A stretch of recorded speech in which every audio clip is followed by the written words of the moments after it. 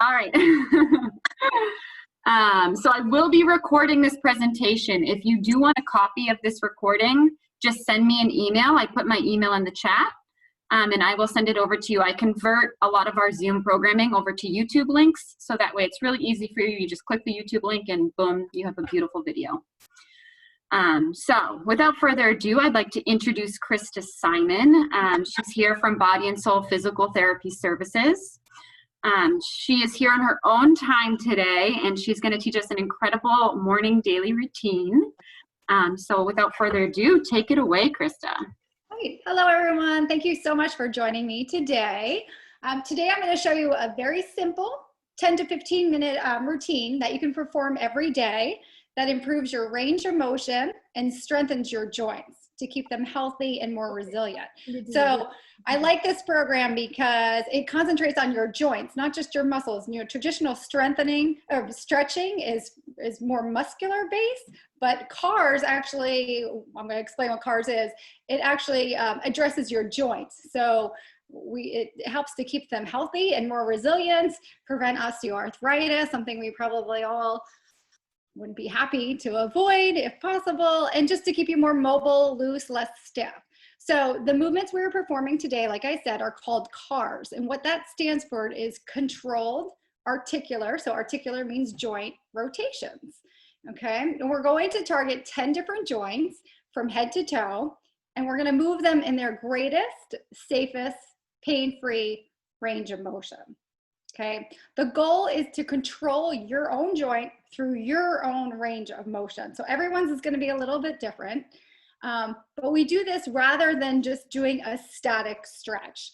And this provides for better carryover and more lasting results, i.e. more mobility, more movement, less stiffness. And the reason this exercise is a little bit better than the traditional static stretching is because studies are showing that the effects of static stretching, you know what I mean? Just like if you were to stretch your neck and you just pulled your head over, just held it there for about 30 seconds, they're showing that the lasting effects of that is really only 10 minutes after you do it. And that's why a lot of times when people say, oh, I'm so tight, but I keep stretching every day and I'm not getting any looser, that's because there's not really any carryover. In order for you to have carryover, they're showing that you need to go into your range of motion in an active way. So you need to do it yourself, okay? It's the active part of exercise, of movement, that creates change. So active movement versus passive stretching. Does that kind of make sense to everybody? Okay. There's nothing wrong with stretching if it feels good for you. But if you want carryover, if you want to make effective changes, you really need to use your own body, your own muscles, send messages to your brain to let it know that you have this available range of motion that oftentimes we just don't use because we don't get into these end ranges of motions. It's not very glamorous, I'm going to be honest.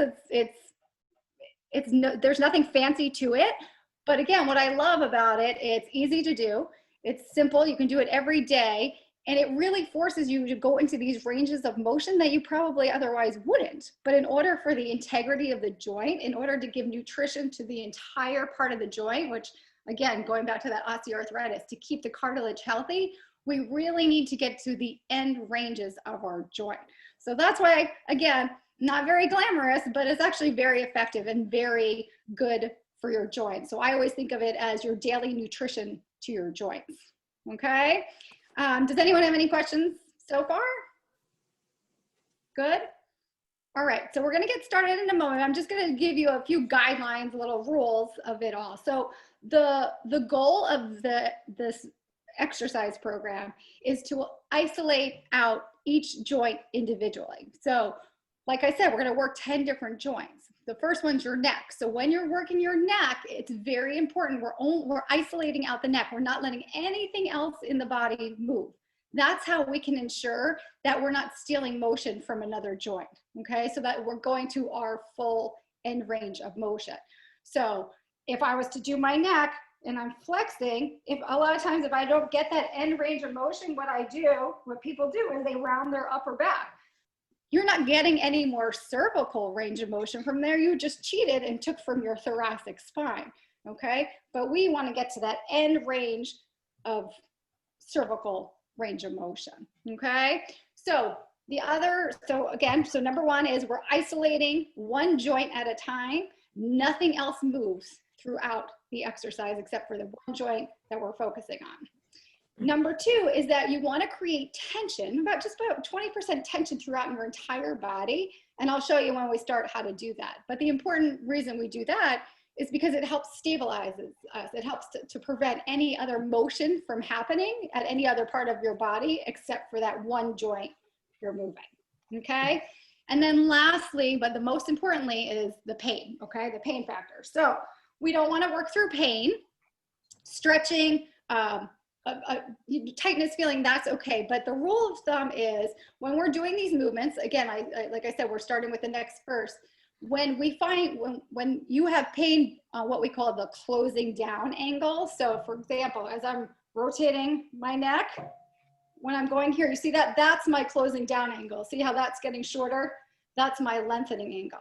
I'm okay if you feel any kind of sensation on this part, the lengthening angle, but this part, that closing down angle, if you feel any pain, numbness, tingling, burning, any symptom that you just feel like doesn't feel right, you just back off a little bit. Again, this is your program, your time. It's you do what you can within your available range of motion. So everybody's going to look a little bit different.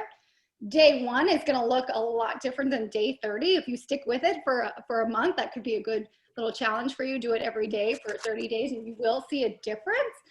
But just be gentle on yourself, because some of these motions you've probably actually never really, you probably feel like you've been to your end range of motion, but once we get going, you'll probably notice that you're never really getting to those end points in your joint. And again, to give nutrition to the joint, we need to get to those end points of that joint range of motion, okay? So you can do this either sitting or standing. I think there's pros to both. I think if you're, especially during the winter time, if you're at home and sitting a lot, this is the perfect opportunity to get up and stand.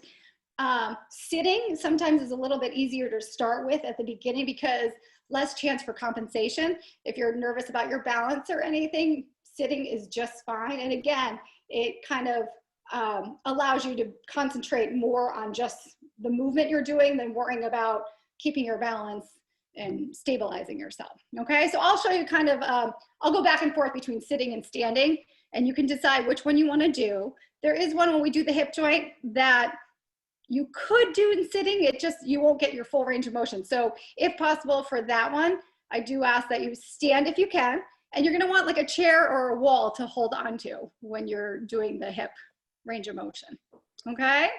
So unless you have any questions, we'll get started. All good? Okay.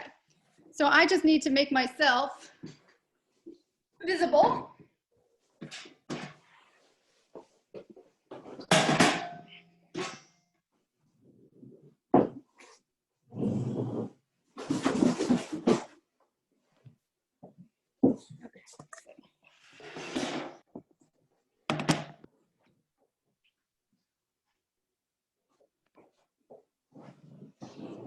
See if you can. All right.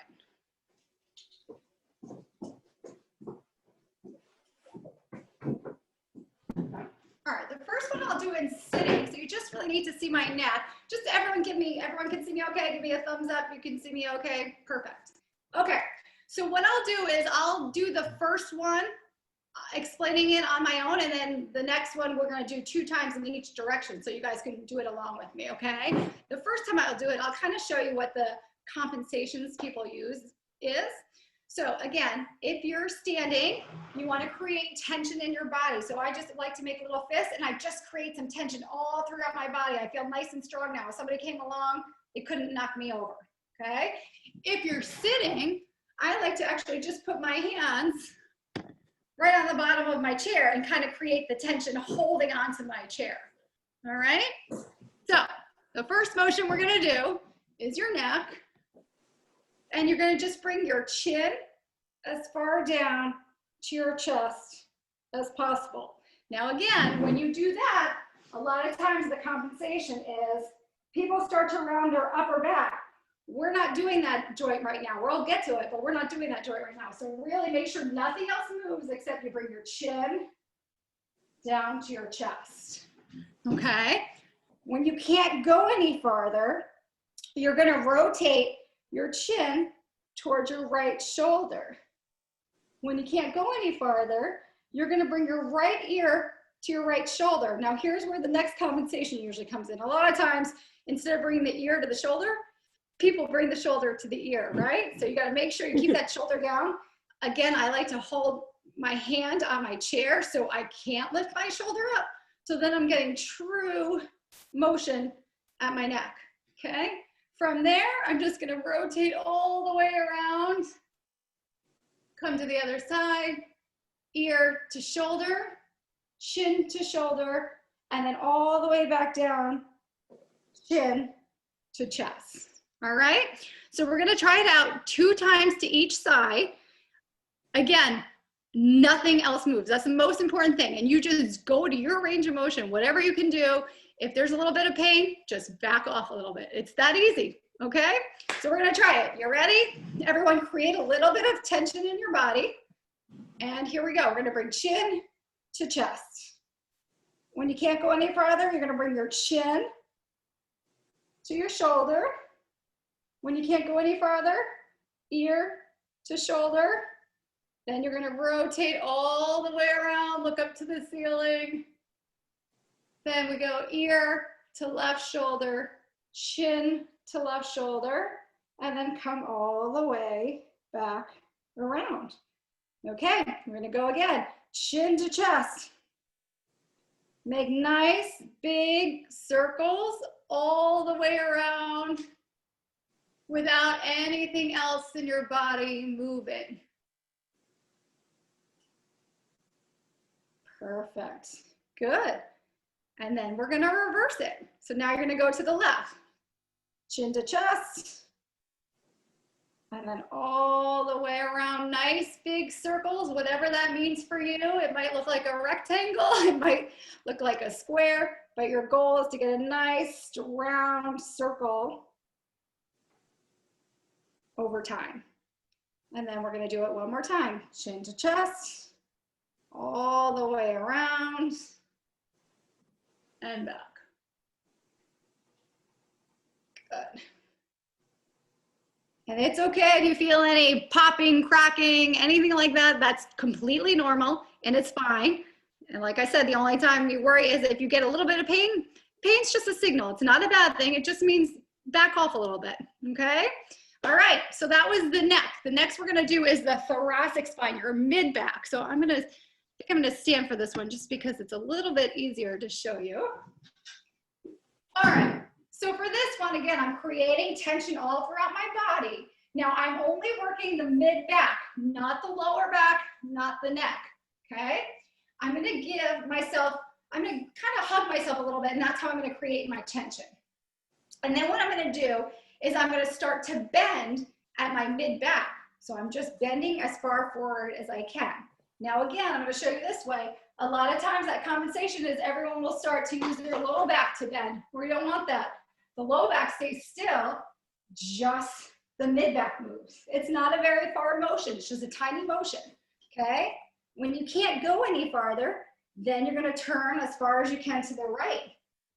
When you can't go any farther, right shoulder to right hip. When you can't go any farther, you're gonna extend back. Now again, this is the part everyone kind of likes to use their low back to extend. We're not using low back, just the thoracic spine. So it's a small motion all the way around, shoulder to hip, turn, and back. All right, so now we're gonna try that 2 times in each direction. Okay, again, it's a very small movement, not much going on because it's that mid-back that tends to be very tight on us. We're not compensating by using the low back or the neck. All right, so give yourself a nice hug. Here we go, we're gonna bend forward as far as we can. When you can't go any farther, you're gonna turn as far as you can to the right side. When you can't go any farther, you're gonna bend your shoulder towards your right hip. When you can't go any farther, you're gonna extend back, you're making that nice circle. Then you're gonna bring your left shoulder to your left hip, then turn to the left as far as you can, and then back down. Good. And then you're gonna do that one more time. And a cue I often like to give is pretend you're in cut from your hips down is in concrete. They're not allowed to move at all, okay? Concrete from your hips all the way down. So we're gonna do it one more time. Here we go, flex forward, turn to the right, side bend, circle it all the way around. Don't let anything else move. Side bend, rotate, and then come back. All right, we're gonna reverse that now. Now we're gonna go to the left. So bend, turn to the left, side bend to the left, all the way back, side bend, rotate, come back. Okay? If nothing else, just think of making a nice big circle in your upper back without anything else moving. Beautiful job. Good. All right, good. So now we're going to go to your shoulder blades, another thing that we often don't really concentrate on. So your shoulder blades in your back, right? We want to make sure the movement is your shoulder blades are going to go up, then you're going to bring them as far away from each other, then down, and then squeeze them close to each other, okay? Now, here's the other rule. You're gonna bring your hands out, pretend your arms are resting on a shelf. They're not gonna move up or down throughout the range of motion because again, we're not moving the shoulder, we're moving the shoulder blades. So, hands are on a shelf, and then what you're gonna do is think about bringing your shoulders up as high as you can towards the ceiling. When they don't go any farther, you're gonna reach farther, separating those shoulder blades out as far as you possibly can. When you can't go any farther, you're gonna press those shoulder blades down to the floor. And when you can't go any farther, you're gonna squeeze those shoulder blades together, okay? That one feels nice in the shoulder blades because, again, not many people really concentrate on their shoulder blades. All right, so we're gonna do it 2 times in one direction, 2 times in the other direction. So hands on the shelf, here we go. You're gonna bring your shoulders up to your ears. Then reach forward as far as you can, separating those shoulder blades. Now press those shoulders down as far as they can possibly go. When you can't go anymore, squeeze those shoulder blades back towards each other as far as you can. Good. Here we go again. Shoulders up to the ceiling. Good. Don't move those arms. Just the shoulder blades. My arms are resting on a shelf. Reach forward as far as you can. Press those shoulders down and squeeze them back. Good, now we're reversing it. So now we're pressing those shoulders down as far as we possibly can, reaching forward as far as we can, bringing those shoulders up to the ears as far as we can, and then squeezing those shoulder blades together as far as we can. And one last time, shoulders all the way down. Reach as far forward as you can, separating those shoulder blades. Lift those shoulders up towards your ears, and now squeeze them back together. Excellent job, good. Shake out those shoulders. And you can see that you're actually working your muscles too. This actually is strengthening exercise too, because you're holding your arms up against gravity. So you're working all those shoulder blade muscles, not just range of motion, but you're strengthening that area as well. Okay, so the next one is your elbows. So I want you to be able, the important thing here to remember, to notice is the crease in your elbows, they stay forward. That crease should stay forward the entire exercise, okay? So what sometimes happens, I see when people do it, they rotate their arm in. Again, we're not using the shoulder, we're only moving the elbow. So make sure that crease is always staying straight ahead, okay? So all we're gonna do, let's see. Can you guys see me okay like that? Okay, perfect. Okay, so you're starting with your palms facing forward. And then you're just bringing your palms up to your shoulders. Really squeeze that elbow crease together. When you can't go any farther, you're just turning your palms to face me now. And then from there, you're bringing it straight down. Now I want everyone to look down. Where's your crease? Is it still facing forward or did you turn in a little bit? Okay, that means you're rolling forward at your shoulders. So make sure that crease is looking straight ahead. Okay, here we go again. So palms facing me. Bring them up to your shoulders. Give it that extra little squeeze. When you can't go any farther, turn your palms out and then bring them straight down. Excellent. Now we're reversing. So now palms are facing behind you. You're bringing them up. Now you're twisting. So your palms are now facing you and then coming straight down. Here again, I want you to look down. Are those creases facing forward or do they roll in? Make sure they're facing forward. Okay, palms in, up, palms facing you, and back down. That's a nice easy one, I think. All right, good. Now we're gonna go to the hands. So the hand, we're doing one at a time. Again, we're just making nice big circles with the hand, but a lot of times when people do their hands, they kind of go like that. If you notice, I'm using my elbow, I'm using my shoulder. This, we're making sure just the wrist joint is moving because we don't want to steal from anywhere else. We want to get as much mobility in that wrist joint as possible. So what I like to do is I put my hand against my trunk, and then with my other hand, I put it right above my wrist so that my arm doesn't move at all. And then you just make nice circles. I hope you can see this okay, but you're just making nice big circles as far as you can, but you'll notice how much harder that is to do when you can't use anything else. Your motion is probably not as big as you once thought it was, right? And all the way up. Okay? And then we're gonna reverse it. All the way down.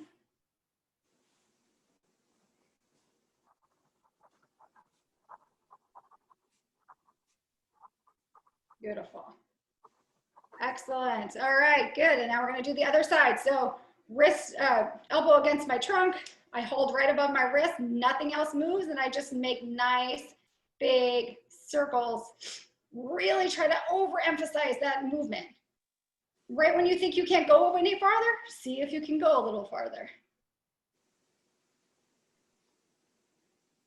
So the difference with this is it's all you have to remember when you're doing all these exercises. I know it might seem a little overwhelming now, but it's just you're making nice big circles at each joint without letting anything else move. And the important thing is that it's purposeful movement, right? You're moving with intention instead of just kind of doing that, because I'm not getting to my end range there. I'm really trying to get to my end point so that I can hit all parts of my joint to supply it with the nutrition it needs to stay healthy. Okay, so that was the upper body. Now we're gonna go to the lower body. This, I'm gonna tell you, is the hardest one yet. This is the hip one.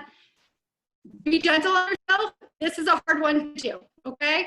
But again, you just do what you can and it will improve.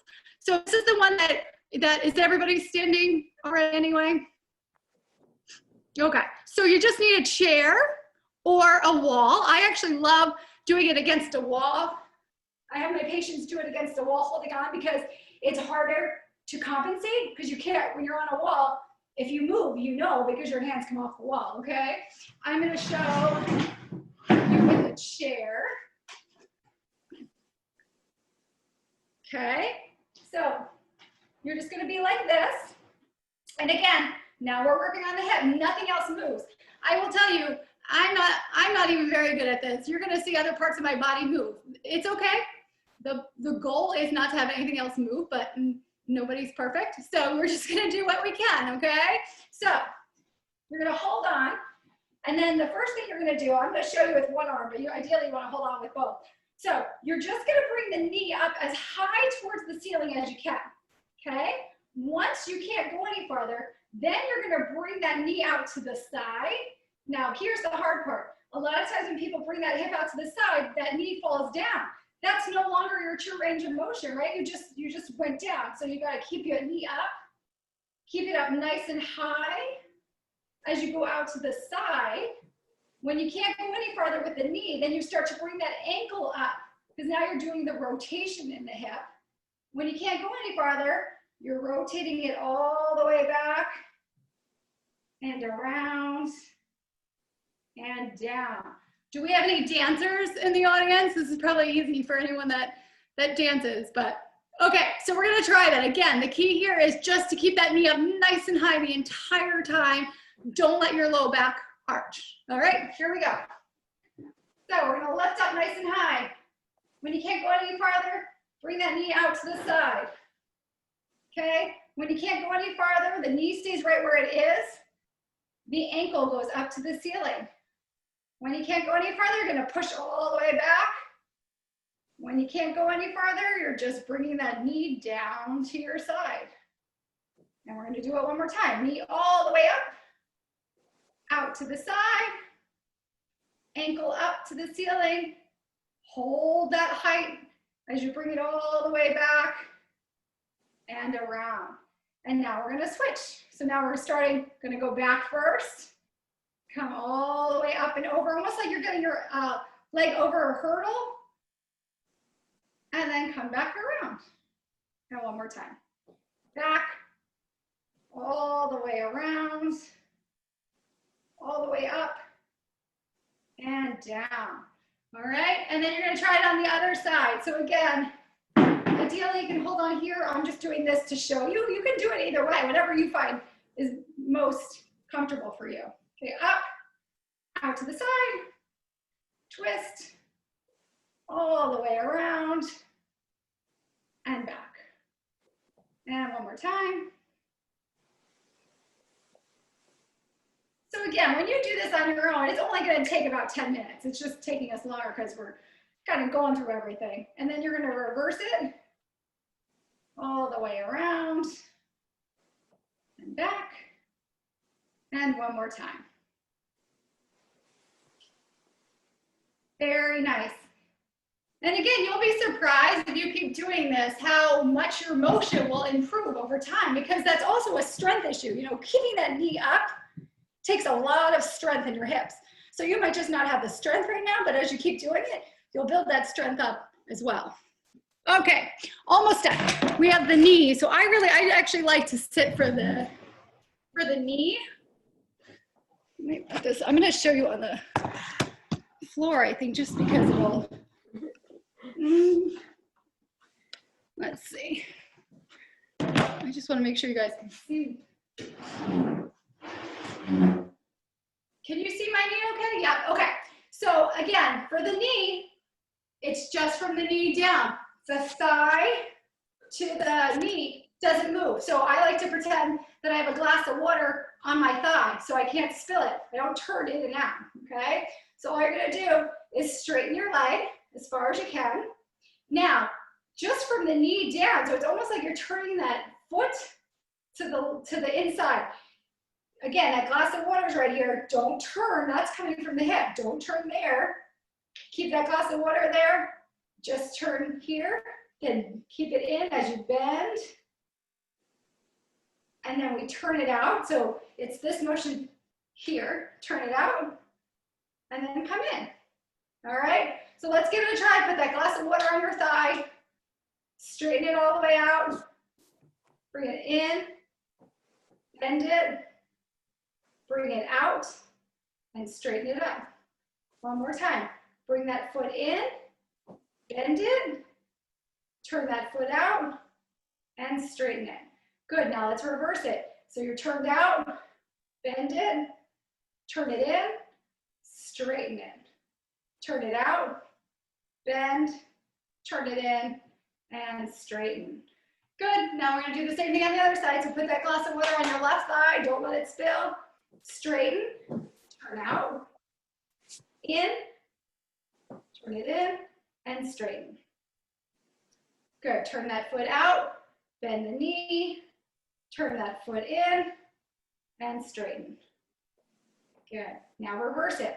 Turn it in, bend, out, straighten, and one more time. In, bend, straighten, out. Good job. Now again, when you do this at home, it doesn't matter the sequence. It's just making big circles, whichever direction you want. Okay, so now I'm showing you on the ground just because it's a little bit easier. So now we're working on your ankle. So if you're sitting, I just want you to put your hands at your shin. So that's preventing now my shin, my knee, from moving. And now we're only working the ankle. So I'm doing this so nothing else besides my ankle joint moves. And then I'm just pointing down. I'm just making big circles here, just like the hand. It's a nice big circle, but nothing else moves.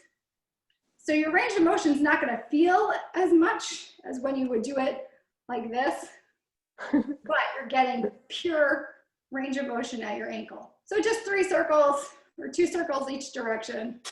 Nice and easy. Okay. Again, nothing else moves. This one actually feels really good. Good. Okay. And then we're trying the other side. So holding the shin, don't let anything else move. And now you're just making nice, big circles.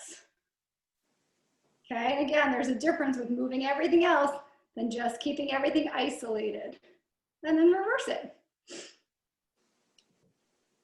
Beautiful. All right. And the last one seems kind of funny, but it's actually probably the most important, especially for balance, for walking, for just any kind of mobility. We often always neglect our toes, right? But the proprioception comes all from our toes. So it's important that we're able to move it and connect that movement from our toes to our brain. So our brain knows where our body is in space, okay? Again, this is another one that's hard to do at first, but as you keep practicing, it gets easier and easier. So you guys can all see my feet. What you're gonna try to do is you're gonna try to lift your toe up as the 4 toes stay on the ground.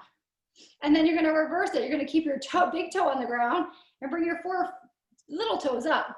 And then you're just gonna change it. Again, this is a learned experience. This is just connecting the brain to the body. So the more you do it, the better you're gonna get it. I show my patients almost every day. That's why I can do it. But believe me, when I first started, I couldn't do it. If it's too hard for you, what you can do is use your hands to help. Bring the big toe up and then let it go. And then bring it down. Then hold the big toe down, bring the other 4, let go, and then bring it down. Like I said, over time, you'll connect that connection from your toes to your brain and you'll be able to do it, okay? So after you do that a few times, then you're just gonna lift all your toes up, splay them out as far as you can, and let 1 toe come down at a time. Big splay, 1 toe comes down at a time, okay? This one you can do any time of the day. You're sitting there watching TV on the couch, take off your socks and just move your toes around as much as you can. Because again, I'm a foot person, I'm a runner. The feet are so important for everything you do. And we want to make that connection between the toe and the brain, especially to help with our balance. All right?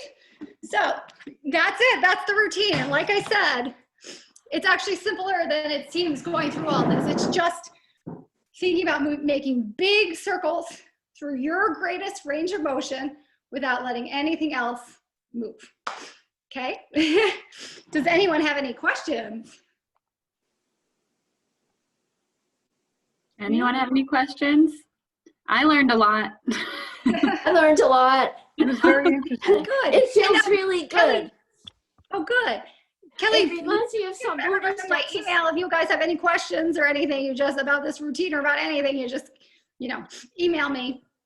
This But is give it a like, try. It's really, it's fun and it's kind of boring, but over the time, I had all my friends start this in December, for the month of December. I gave them a challenge for 30 days of these cars, and it gets, quicker and quicker each time. So really, you're getting down to the point where it's like 5 minutes in the morning when you first get up. I like them in the morning because I feel like it lubricates my joints before I go on for my day. So, okay. Kelly, you're recording this, right? And are you going to send us a link so we have something to practice with in the So I'm future? thinking, yeah, so I'm just going to send it to everyone. I wrote down everyone's name that was here, so I will send the recording out to everyone along with Krista's email in case you have any specific questions for her.